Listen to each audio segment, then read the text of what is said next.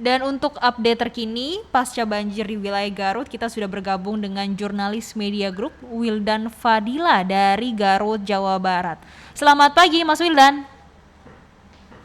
Kak, Mas Wildan, ada berapa ya, wilayah yang terdampak di Garut, Mas?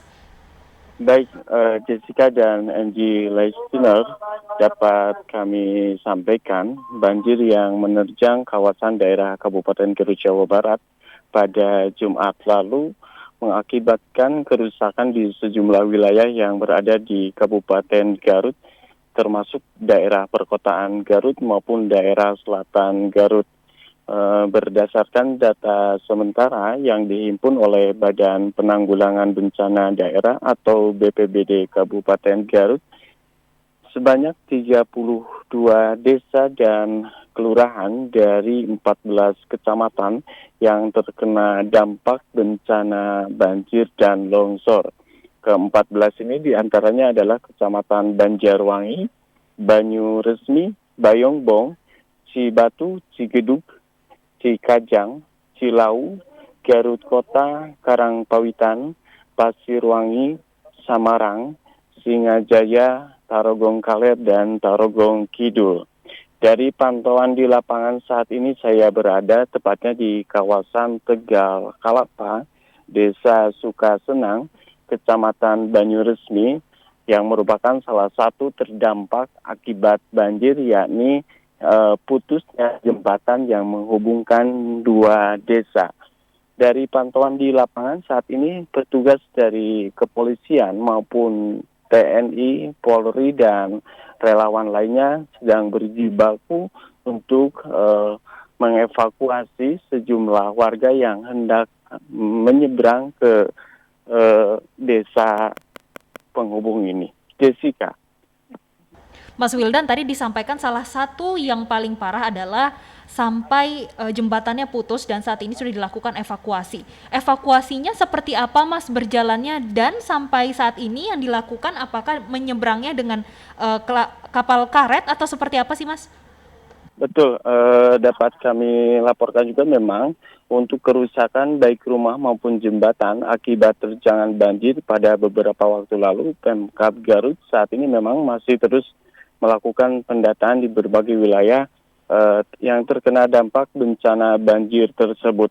Di pantauan di lapangan saat ini memang petugas melakukan mengevakuasi sejumlah siswa yang hendak akan menyeberang ke tempat sekolah mereka, mengingat hari ini merupakan hari pertama mereka siswa melakukan kegiatan belajar mengajar pada tahun ajaran baru ini.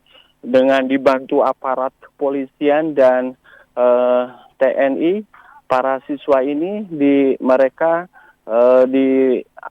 dilakukan dibantu dengan perahu karet yang dimiliki oleh petugas. Jessica.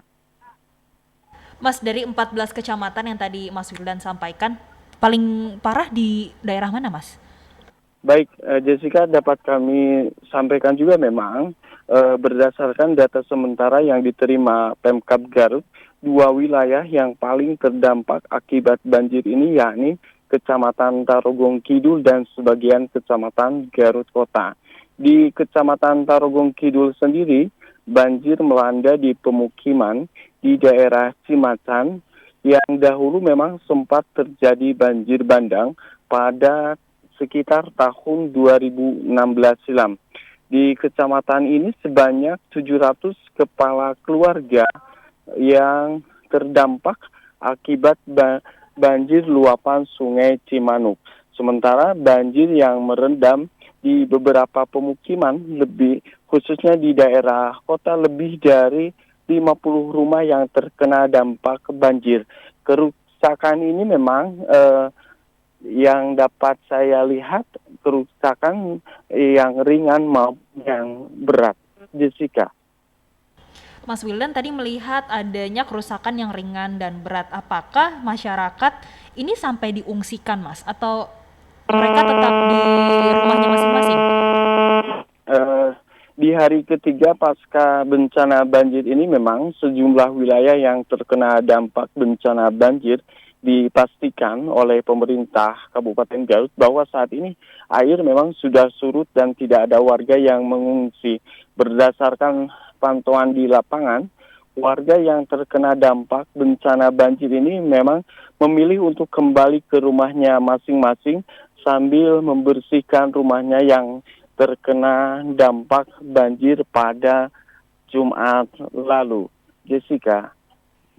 Kemudian Mas bisa disampaikan bagaimana sih kondisi pantauan Anda di sekitar Anda, lingkungan Anda saat ini? Memang rata-rata sudah surut semua, kemudian mungkin kalau kita melihat biasa dekat kita ada Ya, sungai gitu Mas. Kalau di sungainya sendiri masih tinggikah airnya dan ini bisa dikatakan berpotensi lagi nanti untuk ada banjir atau seperti apa Mas? betul. Kalau melihat saya di lapangan saat ini memang kondisi hampir yang terkena dampak akibat banjir yang menerjang di 14 kecamatan ini, kondisinya memang sudah surut. Beberapa sungai maupun anak sungai yang berada akibat dampak bencana banjir ini memang kondisinya saat ini sudah dikatakan normal karena saat pemerintah Kabupaten Garut pun kemarin telah menginstruksikan kepada warga yang terkena dampak maupun mereka yang rumahnya berada di dekat sungai untuk segera dihimbau untuk segera meninggalkan posisinya rumahnya karena mengingat kondisi curah hujan yang ada di Kabupaten Garut sendiri setiap harinya ini memang terus mengalami intensitasnya yang cukup tinggi, Jessica. Mas Wildan terakhir, kalau dari pantauan Mas Wildan saat ini pantauan cuaca di Garut seperti apa Mas?